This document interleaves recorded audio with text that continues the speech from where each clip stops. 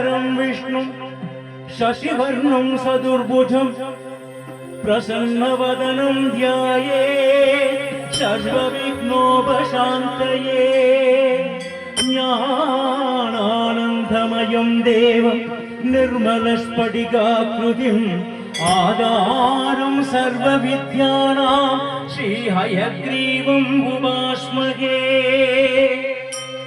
सरस्वती नमस्तुभ्यं वरदे कामरूपिणी विद्यारम्भं करिष्यामि सिद्धिर्भवतु मे सदा।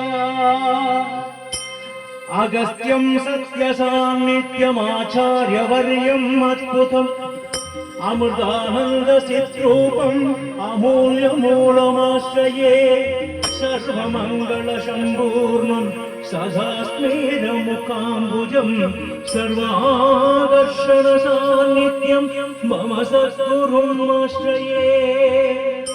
गुरुर्ब्रह्मा गुरुर्विष्णु गुरुर्देवो महेश्वरः गुरुर्साक्षात् परब्रह्म तस्मै श्री गुरवे नमः।